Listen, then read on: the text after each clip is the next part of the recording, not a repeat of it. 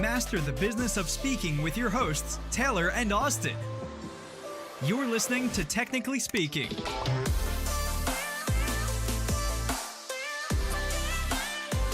Welcome to another episode of Technically Speaking. We're your hosts, Taylor and Austin, and in today's episode, we're talking about marketing, and more specifically, how you don't need overblown marketing campaigns, strategy, and so on to see great results. Now, what I mean by overblown is something that's extremely complicated. Marketing can be a really simple thing.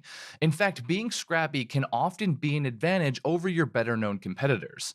Now, to prove this point, we have invited on Colt and Briner. Now, Colt is a virtual chief marketing officer and founder of Scrappy AF Marketing, which supports clients across wide varieties of industry verticals. And over the last 20 years, he has worked as a combination product manager, brand strategist, marketing exec, and industry evangelist.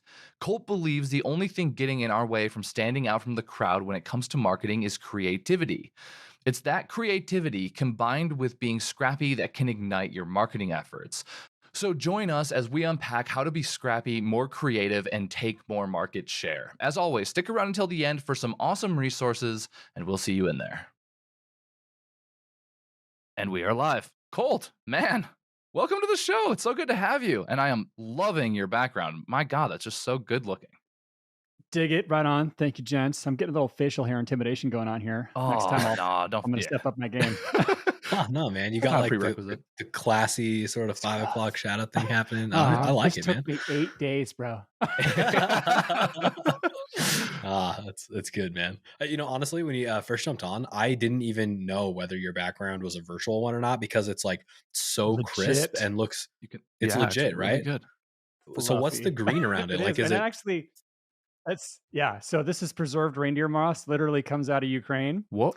Wow. And I swear, dude, they harvest this stuff off the forest floor with a shovel. It had so many it had pine cones in it. It was just a mess. I just meticulously picking this debris out of the material, and then I finally put it up in the wall.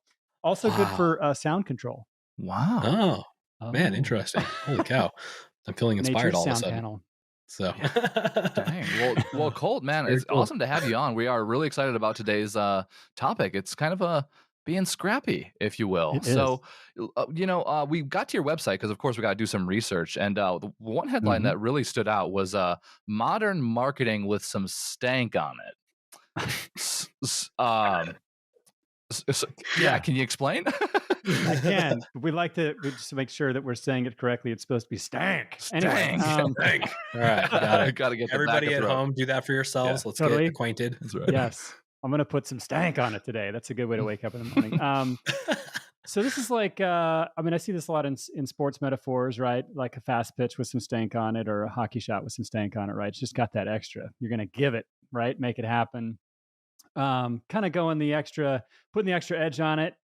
Don't worry about maybe a little overshot sometimes because you went for it. But I think in general, if you really put the extra effort into what you're trying to create, it pays off always. Man, isn't that the truth? Even an effort that doesn't work out, but if we've really done our best, certainly those are the instances where we're going to learn the most as well. And I think the more you go for it, it amplifies either the results that you get or the lessons that you learn. And that can be a beautiful thing, as a business owner that's trying to make progress fast. That's a really good point. Yes, I totally agree with that. Yeah. So where did this whole idea of Scrappy AF come from? Tell us your backstory.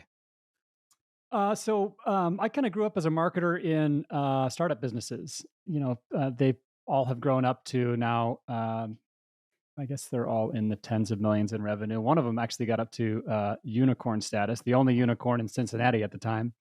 But, when you are working in a startup environment, you kind of don't have much or any money. And you need to find different ways to stand out and grab market share from industry incumbents and deep-pocketed competitors. And so I kind of cut my teeth in that space. And what I found is that if you have really strong strategies and creative execution, it's not hard to outperform most large incumbents.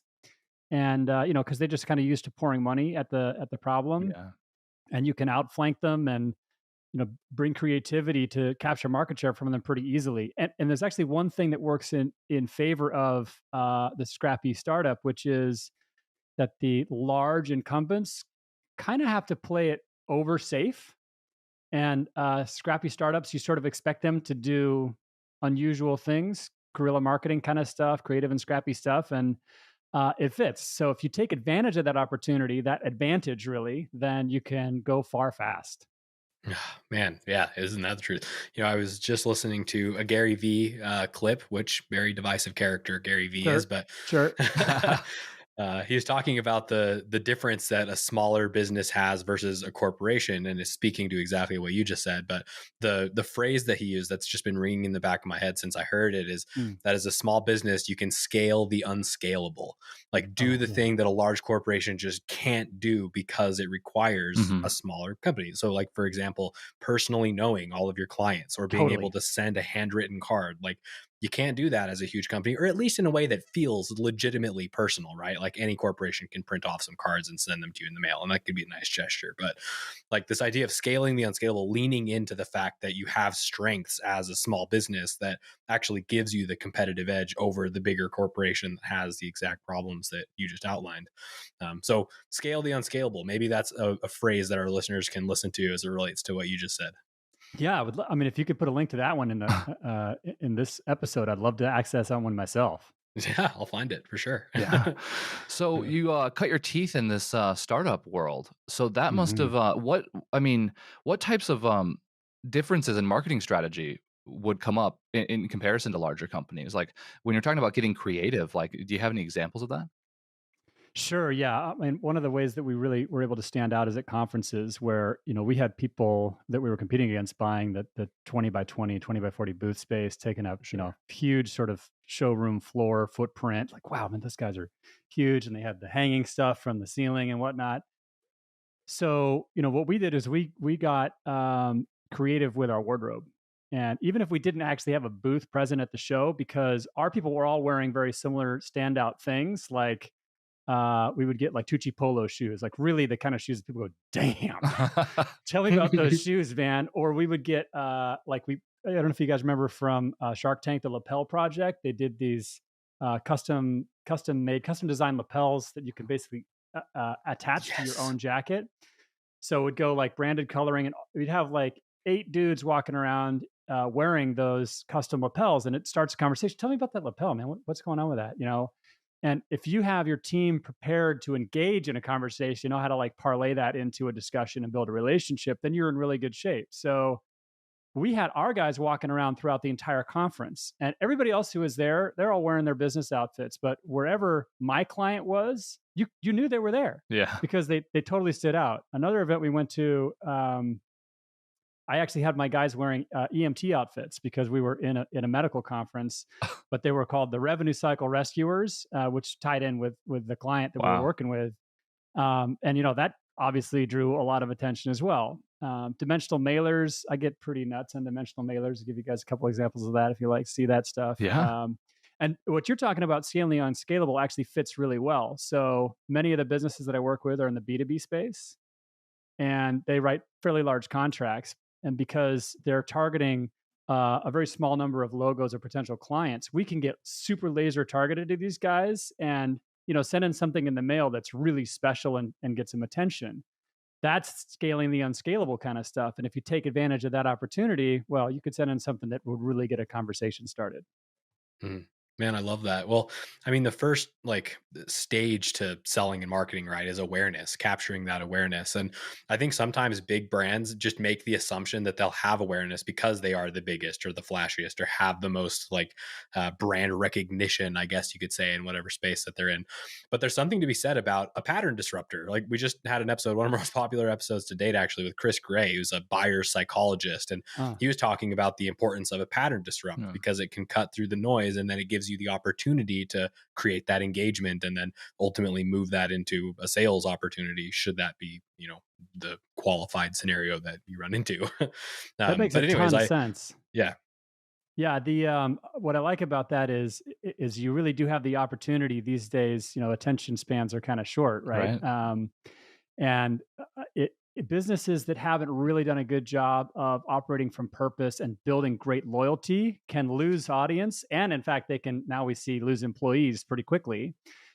So if you take advantage of the fact that there's that fickleness in the marketplace because somebody hasn't really built a strong relationship as a brand with their market, we use what's called the lightning strike approach to that kind of disruption, where you're really blitzing into the market across multiple channels all at once with a coordinated campaign. That's a pattern disruptor. And there's actually a lot of information on lightning strike marketing that you can get on the internet. If somebody's really trying to understand how to disrupt that pattern, that would be a direction I would say you should be pursuing. Lightning strike marketing. I've never even heard that term. So Wow. you've just officially taught me something new. Thank you for that. Yes. Yes, for sure. More of that today. Boom. So we saw on your website, and maybe yes, thank you. Man, I need one of those. Yeah, seriously. You got a merch store? We're going to get Send it over, that. So we were looking on your website, and I think that maybe you're already speaking to a couple of these elements, but there are like 8 like strategies that you have, or 8 marketing principles, I think maybe is what you called them, right? Now, certainly we probably don't have the time today to cover all 8, not to mention all 8 would probably overwhelm the people that are listening to the show, but Totally. can you maybe help us understand like the purpose behind identifying or labeling these 8 things, and then break down a couple of them for us so that we can kind of get a taste for your philosophy in this area? Oh, absolutely. Yeah. So I'd say 2 of them that are actually pretty closely related and tied to what we were just talking about, which is purpose drives passion as one of the principles that we follow at Scrappy. And then this idea of fans, right? Fans are worth more than customers, and fans want you to win. Mm-hmm. So in this day, really, I think this idea of being a purpose-driven business matters more than it ever has. And I actually think that in the same ways that, I mean, you think way back into like, the 1800s, something like electrification or line manufacturing, or now you're coming forward in time to digitization and then Web 1.0, Web 2.0, social media, all these things were huge sea changes and defined major swaths of winners or losers in their relative marketplaces. I genuinely believe in the 2020s, purpose-driven is going to do the exact same thing. So if you got it, you're going to crush it. If you don't, you're on your way out right now. So the reason I say this is because, as we were talking about earlier, people have access to incredible capabilities now. They can start their own jam on like a Tuesday if they want to. Something that I'm passionate about, I can get into it, get it off the ground, and start moving on my own. Individuals are enormously empowered. So if businesses don't give you that extra piece, that passion, that purpose, that thing that I can connect to, it's like, well, I can buy the same thing from somebody else, or I can create it myself. So whether it's retaining customers or it's retaining your talent, being purpose-driven is a critical element to winning in business today. Oh man, I love that. I expect our listeners do too. And I have a hunch, and I'm hoping that you can maybe break this for me. But there's a lot of people that are listening and are like, oh, I'm totally purpose driven. I'm like, Sure. In fact, I would venture to say every single sure. person listening to this right now is purpose driven or calls themselves purpose driven. So how do you like quantify that in a way that says this is in fact a purpose-driven business, and it is one of those that will come out on top as that continues to become more important? Like, is there a box that you draw around it that people could identify really whether or not they're living that out? 100% yes. Do you see his face right there? He's excited about that. Look at that. I know, right? Like, let's go to, you asked me the question. That's right. Let's do it. So I have a purpose-driven self-assessment that I give to business leaders. And this is like intellectual honesty. You answer these questions with truth, and you'll find out if you are purpose-driven or not. And a lot of them go, oh, damn, I am not purpose-driven, or we are not purpose-driven. It's actually on the scrappyafsolutions.com website. In the resources section, you can find the purpose-driven self-assessment. I'll read some of these questions if you're interested in hearing them. Yeah, for sure. Let's do it. Let's do it. So it's like rate yourself from 1 to 100, 1 being in your dreams, and 100 is we've nailed it, right?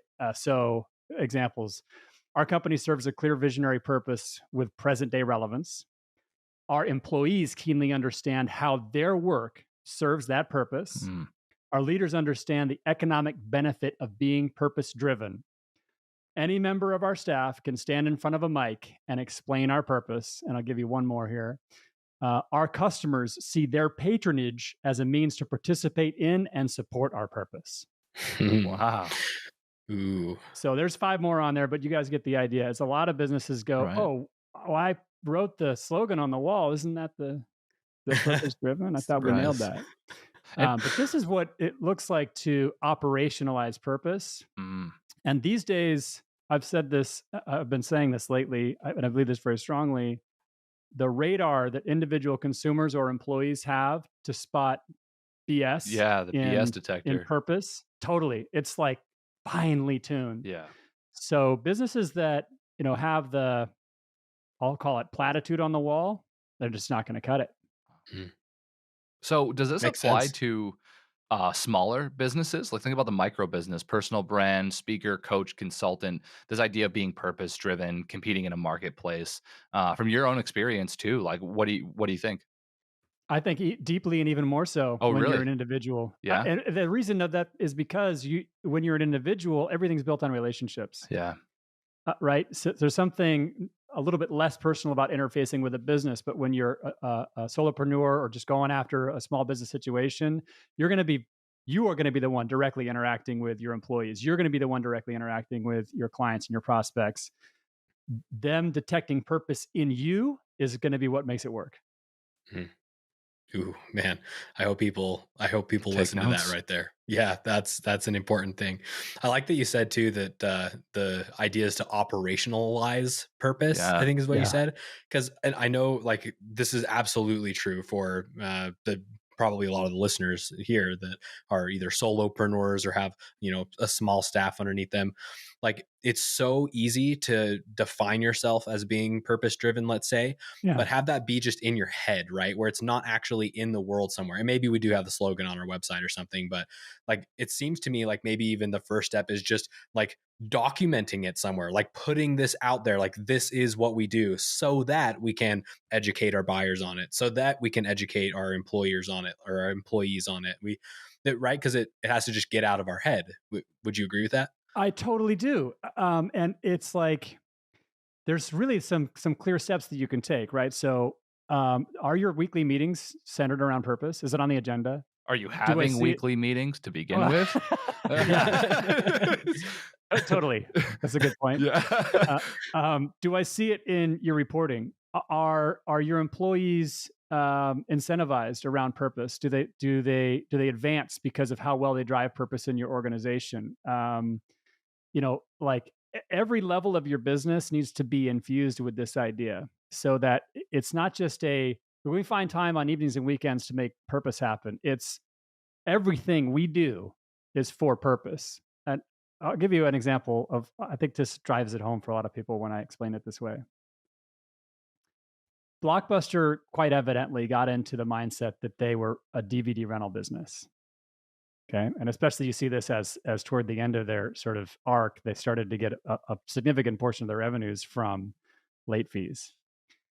If Blockbuster knew and operationalized that their purpose was entertainment at home, right? They would have been so much less likely to be disrupted by Netflix. Toro makes mowers, right? If Toro thinks that they're in the mower business instead of the I want a blissful space in the back of my house business, then somebody who figures out how to make a laser that cuts your lawn in 2.4 seconds puts them out of business, right? Every business has to figure out what their purpose is in order to defend from disruption, to attract more clients, and to retain better talent. And it really comes down to this is what I would say is when you figure out the basic human need that you're meeting. And if you want to look up a great list of human needs, the NVC human needs list is a really good one to look at. When you figure out what basic human need you're meeting or needs you're meeting, you can talk about what your purpose is actually doing. I Wow. like that. Nice. Super actionable too. We'll make sure there's a link to that in the show notes. For sure. Okay, so I would love to get into one of the other marketing principles next, so we can keep that line going. But one final question on this idea of purpose. I think it's easy to look at like just all of the different components of like creating a vision for your business as all sort of tying into purpose. So like core values, for example, like I could see that people could make their core values their purpose, or feel like that is closing that gap. And like, I wonder if you could like really define like what a well-structured purpose sort of looks like, so somebody could maybe take those initial steps to formulate their thoughts that are in their head into something that's concise and actionable.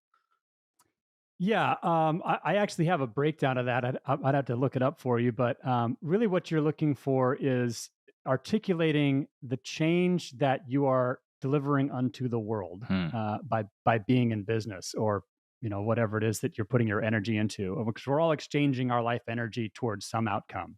Some people don't realize that that's what they're doing, but we are all doing it. And once you sort of accept that you're in this exchange, then you could say, okay, well, what is it that I am exchanging my life energy for?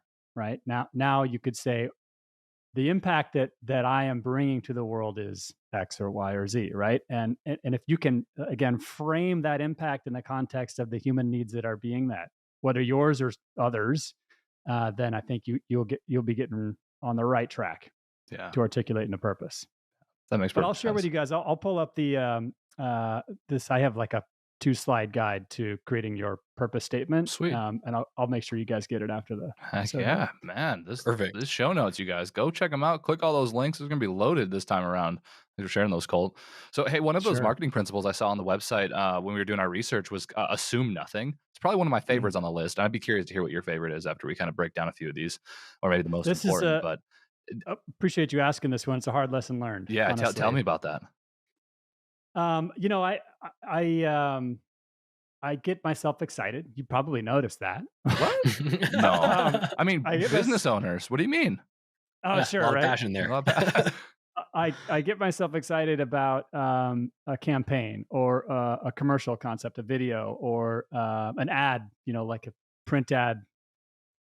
And I'm like, this is great. And, I can get other people excited. And it's actually one of the things that has harmed me in this way, is that I find that I can get other people excited about something pretty easily, right? Like internal of an organization.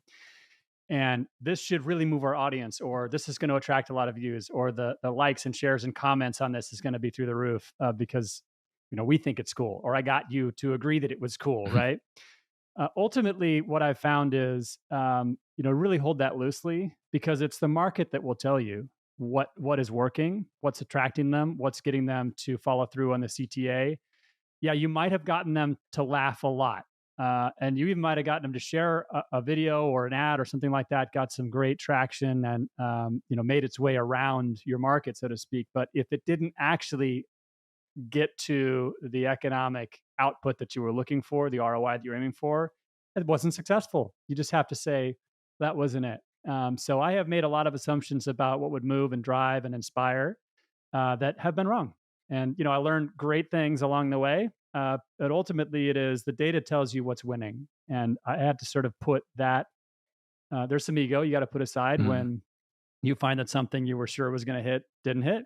But once you start to accept that, you can bring more ideas at once and say, look, we don't know which one is going to work, but let's do 3 at a time. I really love this one, but my market's going to tell me where to win. And you find where to win with that AB or ABC iteration testing. And then this one's working. Okay, I'm gonna reiterate on that, tweak it here and there. I'm going to do another AB or ABC round.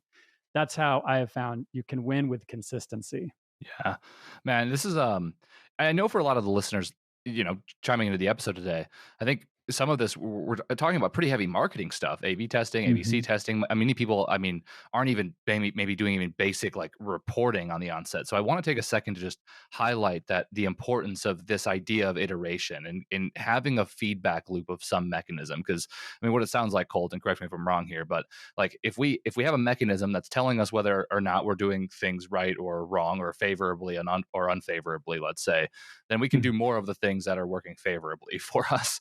And I feel like, a lot of business owners, the 96%, let's say, might not even have that feedback loop in place that can tell them what they're doing is right or wrong. So I'm curious, from your own perspective, are you yourself, like Colt, a data-oriented person, or is that something you had to learn? It is something that I had to learn, but once I learned it, I would say I became I became more powerful. More powerful. Yeah, it was like a Nice. achievement unlocked kind of situation. Yeah. And Level I up. use tools, right? These are pretty accessible tools. MailChimp, Yeah, for HubSpot, sure. marketing automation. They all have data. Even the Google Analytics suite, pretty powerful for me. And I did, I've learned that being just passionately inspired by something internal of an organization gets you so far. But some people, they're driven by data, not passion. Mhm. And I used to sort of they just don't get it. um, when I thought about those folks, but then I realized they're playing critical roles in the business, absolutely needed. Their enrollment essential, and I was going to have to expand my own mode of operation in order to find success in that. Mhm. Man, yeah, I love that. Well, I mean, it goes to show that you can become something that you're not. And like, I think this is kind of an intimidating subject for a lot of people that may not have any experience in this area. Like, Mhm. even just identifying what numbers are even important, right? Because somebody, let's like say somebody that's not a native to Google Analytics hops into Google Analytics, like their brain melts. It's a Oh, It's a lot of lot of info. information, right? Yeah, but honestly, like I've learned this about myself just as I've tried to improve my ability to understand data, and it's just that like looking, just like paying attention, just even opening up Looking the at some analytics and trends. watching, Just watching. like you'll be able to notice patterns and trends, and like it's nuance. It's never one big final finale that tells you whether or not something worked. Like you have to look for the trends and the patterns, and your brain has to be trained to recognize those patterns. So I just want to encourage anybody that's like me that may feel overwhelmed on the onset of trying to measure your success, that by just doing, even if it's done badly, even if you don't fully understand, like just by paying attention, probably over time it'll improve. And maybe that's your experience too, Colt. Damn, Austin, that's good guidance, man. I mean, really, that's so true, right? I think what you just did is you delivered the first rung of the ladder to a lot of Yeah. people, right? Because it just unless you have a first rung to step on or grab on, it's like how I can't get up there. I don't know how to do Mhm. that, right? So it just seems so out of reach. But I think what you just said is it's so spot on. Thank you for saying No, it's my pleasure. Sometimes good things come out of this mouth. Not that. always, but sometimes. So, out of all your 8 marketing principles, Colt, is there one that really stands out as maybe like the key, the thing that if we were to ignore maybe the rest of them, that one of them would be the one to focus on? I think it might be expressive personality. Oh yeah, Yeah, and the reason I feel that is because until you really declare who you are, like yeah, either as an individual or as a business, people don't have something to grab onto. I yeah. mean, I see a lot of people, and I'm guilty of it myself. I can see as I look back at my earliest material, it's like I tried to be something instead of just me. Yeah. And the closer I got to just being me, the more I found that the people who dug what I was doing were in, Yeah. and the people who weren't going to dig it were already out. Yeah. That's the thing to This is remember. becoming a I want recurring everyone just pattern to here. listen, hang on to those words, because I think one of the things we find a lot, Colt, working with personal brands is like they I'm losing my train of thought. I think I'm gonna have to cut this out. What did you just say? So what I said was, when you really start to get genuine about the personality you're expressing, Yes. the people who are going to dig your jam are going to Right. dig your jam, and the Right. people who just won't because you played it safe and vanilla, whatever, and oh, you got them in the door, they weren't going to stick around, man. They weren't. Yeah, thank you. And yeah, so my point basically is like, as a personal brand, and I think people just starting out, like they're just grasping at any type of business. They're trying to make themselves fit into a box that they were never meant to be in, and that's uncomfortable. You grow frustrated with the business. You don't feel like you can be the person you are. You feel restricted. I mean, kind of all of those things. I mean, you kind of question why you're doing the whole thing in the first place. Like, you've Yes. really got to lean into just who you are. And that's okay that people aren't going to, dig your jam. We have a psychedelic looking cat on our website, for crying out loud. And that's not everyone's thing, but it adds a little bit of personality and flair. And for those that enjoy that type of thing, then we're going to get along great with those people. And our life is going to be awesome because of it. Not being afraid to Totally. just be yourself in business. It's key. It's so key. It's so key. Yeah. And Plus, that's it's what we more want. fun and It's more fulfilling, fun, right? right? Yeah, you get to be yourself. Damn, it is. It so is. Yeah. And I think that it's actually it's going to be even more and more important, right? Because connection, it's like all the time, our ability to create connection gets constrained and constrained and constrained, right? I mean, especially through COVID now, we're just separated from people. We're just so separated as humans from each other. I just don't think we were created this way. It's not the way Yeah. we were supposed to be. So when you find somebody who's being genuine, you guys so genuine. I mean, appreciate the way that you approach your podcast. It's like that's so damn attractive, man. You just want to hang out in the genuineness of it. Mhm. No, there's something about being real, and like in a world where it's never been easier to not be real, like it's a differentiator. That's right. Right? It 100%. makes you stand Well It out. said. goes Like back to the beginning of this regardless. show, right? Where like you can have an impact as a small business. You can beat out the larger people, the more established people by just having a personality. So true. Crazy. Colt, man, this has been an awesome episode. I feel like we could talk about this forever. I feel like we're gonna have to like unpack the other like 5 principles here in another episode soon. So Would love it. yeah, I would love it. yeah. I mean, thank you for providing so much value today. What are some of the things you're working on right now that our listeners can benefit from?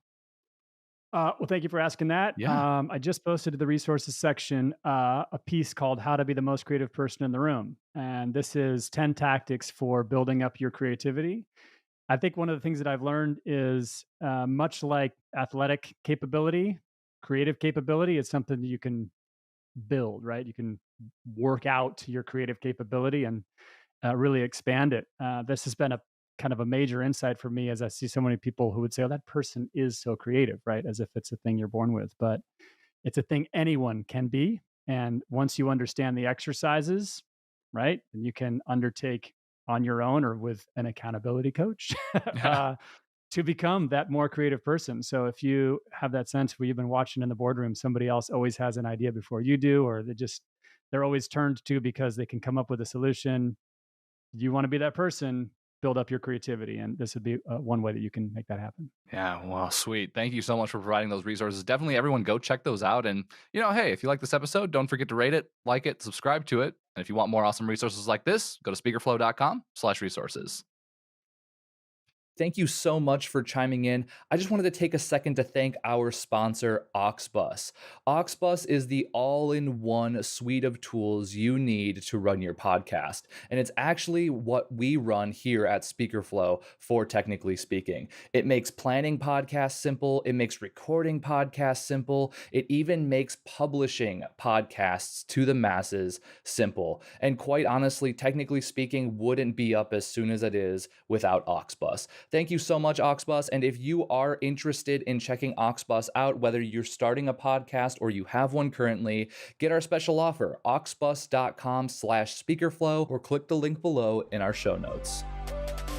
Thanks for tuning in today. Check the show notes for more info and see you next time. Later.